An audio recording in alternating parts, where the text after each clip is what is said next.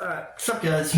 Welcome back to another mid-core deck profile. This one here is actually pretty decent, a bit like the Ancient Warrior one, and I think there are key differences where it doesn't just feel like, oh, you're playing one thing in another, right? So we're playing Harmonica. We played Harmonica last week. This is the list that I think worked the best. I think the first list, which realistically just included a Mitsurugi package. So it was Feralymphs, Habakiri, and like a bunch of one-offs after that point, just to get to, and then like Prayers in there too, to get to the Raigeki and the Hand Rip guy. I don't know his name, can't remember his name at all. So, but that build was just a bit bricky, but at the same time, it's like, it could just be unlucky for the day. Because I drew a bunch of one-offs in like, I was running like 52 cards for that deck. And drew so many one-offs across that night that it was just like unplayable. And you're sitting there going, this shouldn't be physically possible to draw this many one-offs. But I guess the more engines you cram in, they're going to need bricks that you have to play to get off the combos and stuff to actually get to the endboard that you want to get to. And so the more engines you play, regardless of the count, you're still increasing way too much the chance of just getting a bunch of dead cards. And so that was actually that. So I set it on this version where I got 4th. Arguably, it probably should have been higher because I made, I think, 2 mistakes across the whole day, which I'll talk about later. But I still got 4th with a 2-1-1. It was what I got in the end. Realistically, it should have been a 3-1, arguably 4-0. But when you lose to some people and win to some, your matchups change as the night goes on. But I'll talk about that in a second. We'll get to the deck profile. So it's Harmonica. So we play 3 of the Angelo. So the whole thing revolves around the Pentecows and the Pen Monsters. So the Pendulum effect for this one and this one, they kind of do, these 2 cards kind of do the same. Demono and Angelo do pretty much the same thing, which is that when you take effect damage, or when your life points change by effect, so this one here, if you gain life points, you'll put a counter on this one. If you lose life points by effect, you put a counter on this one, right? And both of them do the same thing of that you discard a card, take the other one, and then put them in your scales. And then also when they are normal or special summoned, this turn, so it's an addition effect during the main phase. So if it was normal special summon this turn, really weird that you can't do it in follow-up terms, but most of the time they're not staying on the board anyway, so it doesn't really matter. You can banish one of our normal spell traps from your graveyard and apply whichever effect on that includes this one taking damage, this one gaining damage. We'll get into that when we get to the spells. It's quite a complicated deck with how it runs, and there are many lines, but it's like you get your head around it pretty quick when you realize. Then 3 of, this is a new one, Cellatrice. She's your normal monster. Like she's your main deck normal summon normally. and she really makes like half the deck kind of work, right? So she'll add anything on summon, or on normal or pendulum summon.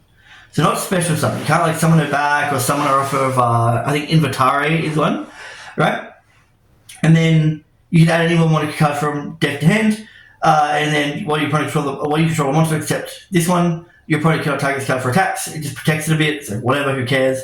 And then if it's sent to the graveyard and you have 2 Harmonica cards in your pendulum range, add this card to hand. So this is cool because of how activating effects works where they are. So if you open her and any of these 2, you can activate this effect, dump her.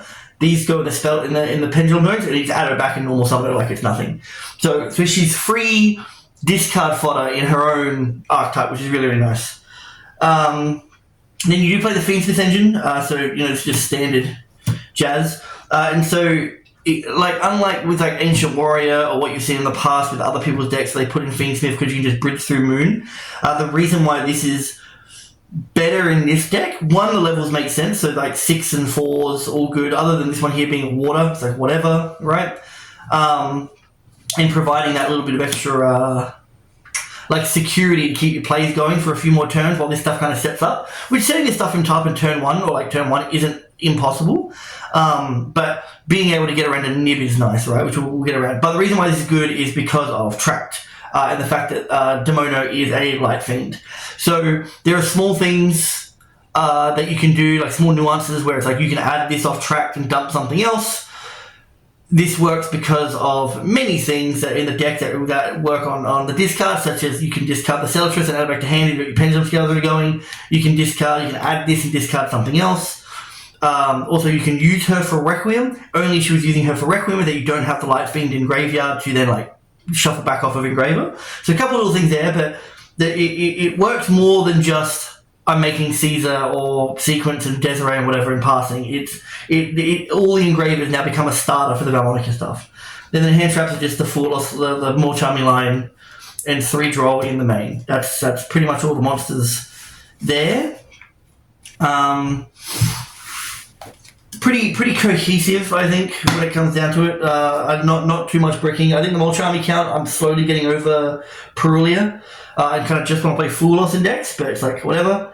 Then spells, we play 3 of the field spell. This adds a Valmonica monster from deck to hand, anyone, on activation 2, so it can't be ogred. And then an interesting effect, which is really funny, is that if a card in your Pendulum Zone has a 3rd resonance counter placed on it, you target one player your opponent controls and take control of it to the end phase. But it can't attack, right? And so the reason why it's like that comes up more than you think. Like when you're like you can. This is where the deck kind of struggles, which we'll get into in a second. But being able to manipulate those resonate counters in a way that you can steal something halfway through their turn and they don't even realize it, because they'll forget about the field spell much as you forget about the field spell. Because you'll find that most of the time you'll always have 3 counters on Demono because you want to go to her link one rather than the other link one, which once again we'll get into. But and then you're setting up roughly on the other one, the one that gains life, and because it's like I said, there's an ebb and flow to the deck, which is nice. And then you play 3 Skelter. So this is one of the cards. This is the first card, the most important one that does the gimmick, which is you can apply one of these effects unless you have a Valmonica card in your Pendulum Zone. Your opponent chooses to fit the effect. They're all like that. It doesn't come up very often. It came up once, and I realized because I thought I could go for time, and I was like, oh, they can actually just make me lose life. That sucks. So they kind of lost me a game in the first locals that I played with this. But getting 500 life points, that's cost. Place 1 card from your hand to the bottom of the deck, draw 2 cards. That puts a counter on Angelo. Take 500 damage. Then you can add 1, which is cost. Then you can add. Wait. Yeah, it's a full stop. No. Yeah, that should be. Maybe not. Maybe this one isn't cost. Sorry. There's one that is cost, so you do that first. But yeah, take it over, then you add 1 Valmonica spell trap from your deck to your hand, except for itself. So this one here actually might not be cost. I think other ones are. Let's double check. Maybe they're not. Maybe it's the traps. Nope, none of them do it for cost, but they're probably not negating these things anyway. So there's no cost on this, just activate it. Alright, add a Valmonica spell trap. So it gets your plays online, it starts going, and normally like this is what you're adding, depending on your hand, is the Inventari. So, part of the effects, special on 1 Valmonica monster from your deck. Also for the rest of this turn, after this card resolves, you cannot activate the effects of monsters on the field except for Valmonica. Very rarely comes up when you're really, really stuck and you don't have a normal summon. Bit harder to ever use that effect or ever need that effect when you do run the Fiendsmith stuff, because there's always something to do. But that would be the case of like having your Pendulum Scales and having Inventari. So you pen scale, go Inventari, summon the Valmonica bird, who won't activate because she's special summoned, link into Artemis, then add her back to hand, then normal summon her, and it gets that your players going from there, which is very, very nice. The second effect is, if you control a non-Pendulum Valmonica monster, which is Celatrice, take 2 Valmonica Pendulum monsters with different names from your deck, add 1 to your hand, and add the other face up to the extra deck.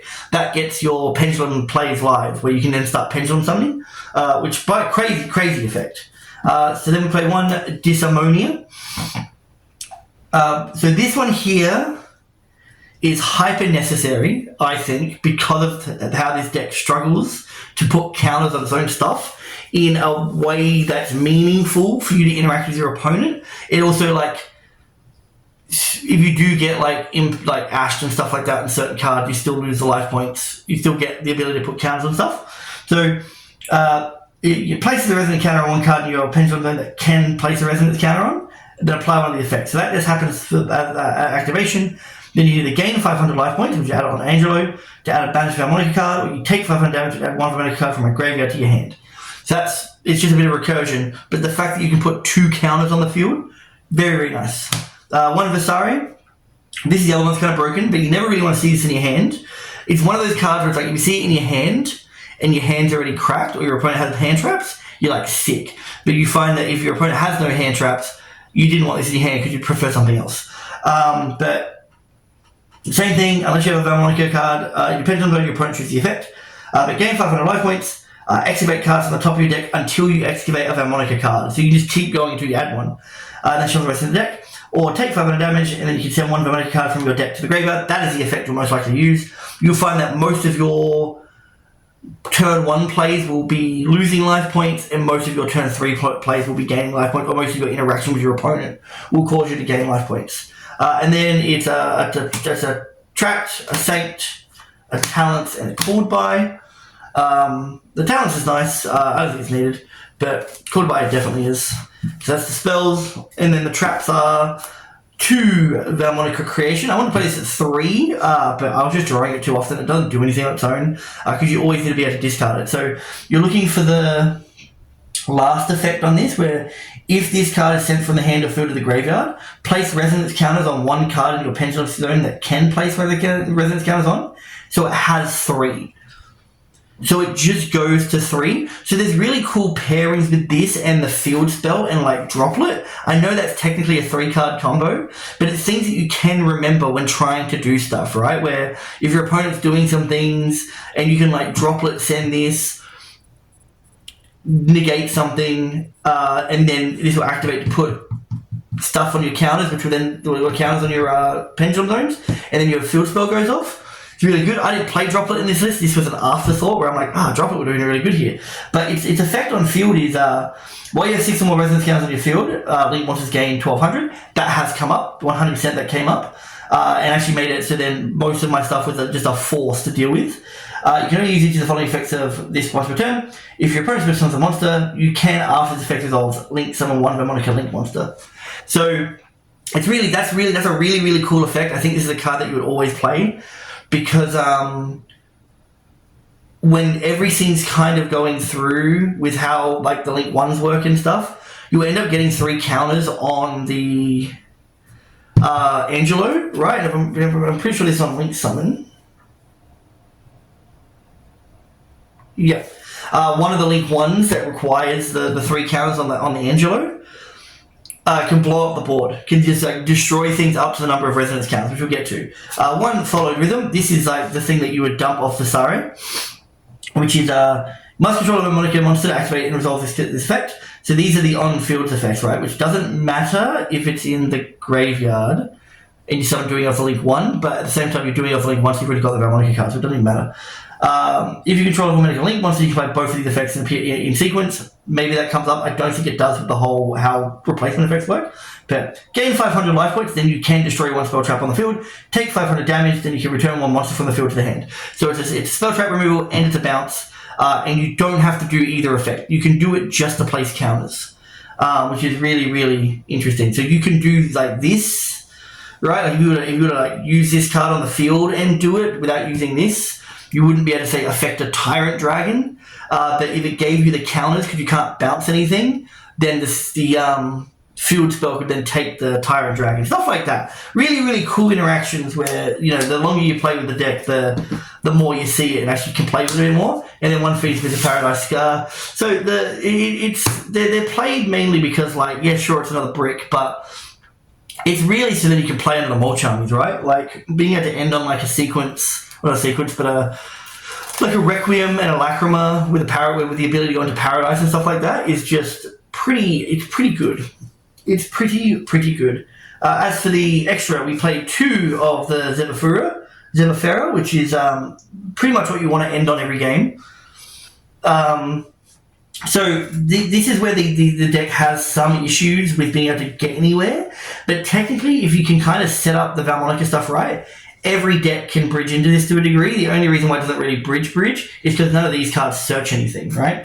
But cannot be linked someone unless you have 3 or more resonance counters on a Fiend monster card in your Pendulum Zones. That's Demono. You can only special summon this thing once per turn, which also sucks. But if a card you control would be destroyed by a battle or card effect, you can remove 3 resonance counters from your pendulum zones instead. It says protection. But this is the effect. Once per opponent's turn, quick effect, you can target one of your Valmonicus normal spell traps that is banished from your graveyard, apply that card's activated effect. So that's why like Followed Rhythm is really good, right? So it's in your graveyard or banished, right? And it doesn't banish it like the pendulum monsters banish stuff, right? Which means you can get off a bounce or a spell trap removal on your turn by summoning those things with this engrave. But on their turn, this just targets it and then does the effect. You can do both effects. And why it's so cool is because of cards like where'd you go? IP. Because you can IP, if you've got the resonance counters already on board, because most of the time you will, you can IP into a second copy and then do Followed Rhythm again. Which is really, really cool. Because this just requires one effect monster. But yeah, so that's kind of nuts. And then we got the Duelists. This is the board wipe. So it's the same thing, but you need to have counters on a fairy monster card. If a card is linked summoned, you can target monster your opponent. If this card is linked summoned, you can target monster your opponent controls up to the number of resonance counters in your pendulum zones. Destroy them. So you've already got 3 because you can summon this. And if this is like a turn 2 play or like a turn 3 play to like kind of wipe the board, you've probably already got 3 over here as well at least. So you'll probably be able to pop 6 cards if you can get this on board. Which, if they don't remove your pendulums, you're pretty good to go, right? So, you can remove 3 resonance counters from your pendulum zones. This card can make up to 3 attacks during each battle phase this turn. So, doing that, being able to blow up the board and then attack 3 times, you've pretty much almost got game, right? Like that just kind of does it on its own.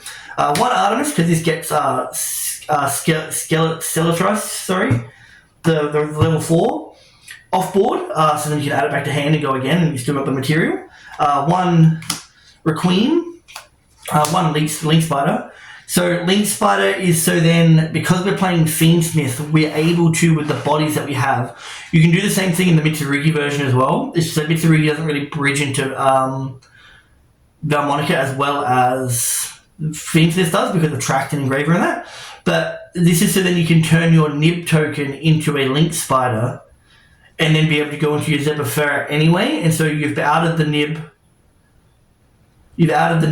and you've still got your Scales, you've got the Zebufera, and then at most you just lost access to the your Caesar. So you threaten the Caesar with just a random pendulum, and then go back, and then you can still like Link Spider into this, and then you still got Followed Rhythm to go from there. And then if you've got any other way to continue, keep continuing. But realistically, it's really you're just going to end on the Zebufera and the Scales, and maybe a trap or 2.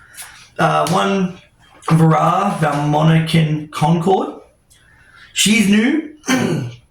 So 2, once again, issue with this, but 2 monsters including a Valmonica Link monster, which means once again it still revolves around the resonance counters too heavily, because you need to have at least 3 counters on any one of them to go to the other link, right, before you can link off.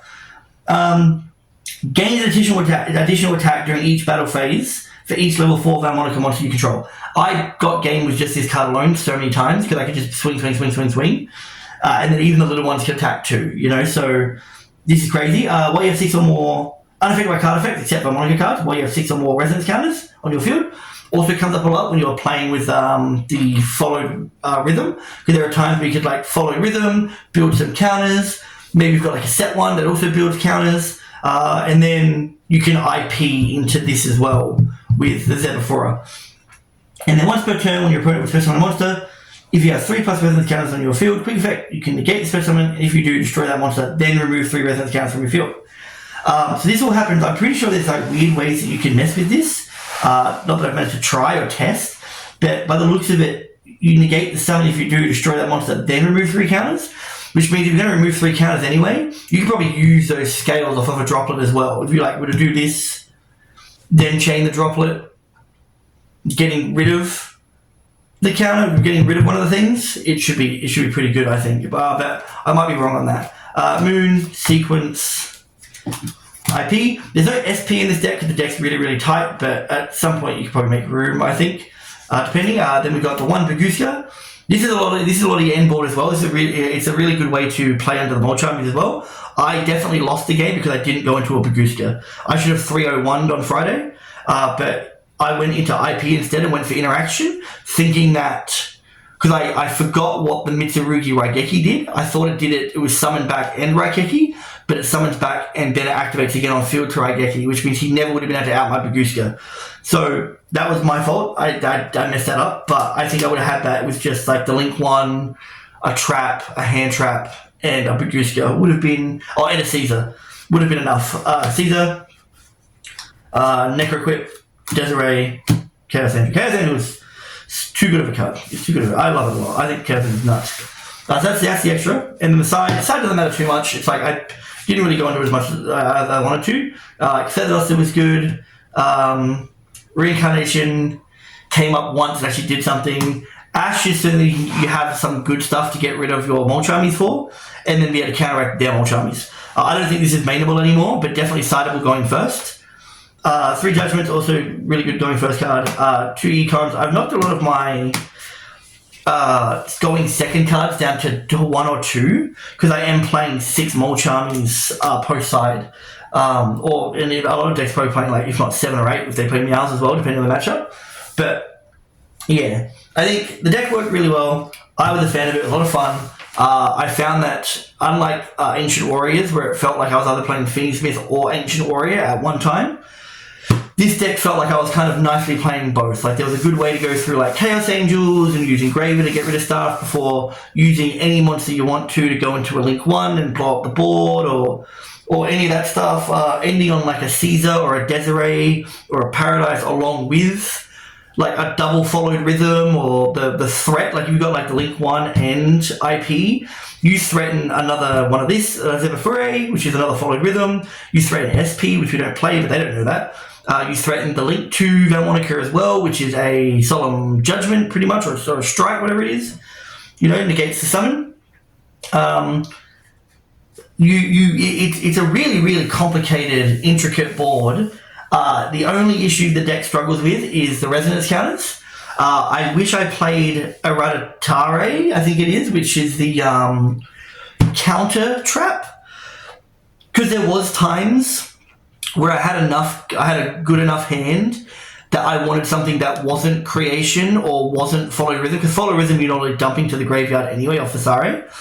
And Eradicare being a Omni Negate, but you need a Link 1, and most of the time you're probably getting to that Link 1, right? Like getting to that Link monster.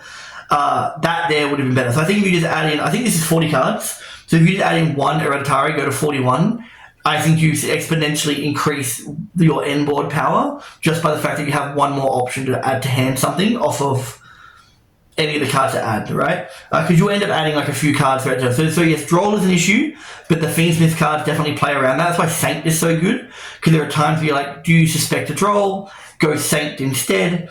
Still play a lot of your stuff because you end up going through, like if you're going Engraver for Saint and they draw you there, you've still got Caesar and you can continue, right? But if you go through Trapped, that's a bit of an issue. Sometimes I already opened Trapped, so I went Saint anyway, and then I was still good to go, and I had Trapped for a follow-up turn. But if you go Saint off of an Engraver, you've still got the ability to go into a Caesar or a Desiree, I think, because Engraver makes up for that extra body, that extra Light Fiend. What else? I think, Eradicare definitely should be playable. It does die to Droll to a degree. That's why Fiendsmith is so good. In certain hands, though, you can get around it a bit, like adding off of... It depends on the hand. Like, if you're adding Cellatrice off of the field spell, then you're going to have a hard time under Droll because the field spell can't add again. You don't get to add again, and there's barely any point playing it because it feels like a bit of a waste, right? But it's decently play aroundable. Nib's an issue, but like I said, Link Spider's good. You can threaten Nib with the Fiendsmith stuff. Even if you want to play the Mitsurugi version, Feral Imp becomes your Nib counter, like your Nib check, because they'll Nib you there instead, so you don't get to Habakiri, because once you get to Habakiri, you've then got all this tribute summon crap, right, if you really want to. And yeah, so that's the deck. I actually reckon you should play this. Oh, and sorry, the other problem is the resonance counters.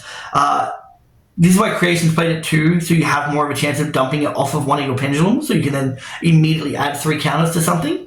Because you'd always want to add the 3 to Angelo, because you want to get to your 3 on the other guy, on Demono, through the fact that you're adding a lot. Otherwise, you're going to end up having a Demono with like 6 counters on it, and Angelo with none, and that field spell never gets to take anything. But, you figure out your combos from there. So the resonance counters have been an issue. That's why I think that this Mania or whatever it is, where is it? Yeah, this ammonia could almost be played at more. The only issue why you wouldn't is because you need to have the pendulum scales. But if you were to, like, say, up disharmonia to like 2 or 3 and upped your track count to like 2 or 3, then you've got what's that? So how many is that? That's like, that'd be three engraver, 3 Demono herself, 3 Celatrice, 3 field spell, 3 tracked. So 3, 6, 9, 12, 15 starters in the deck, realistically.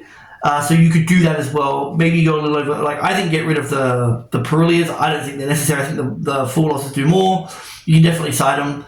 But yeah, I think that's probably a pretty good play as well. Is that just play, that means you can play Creation at 1.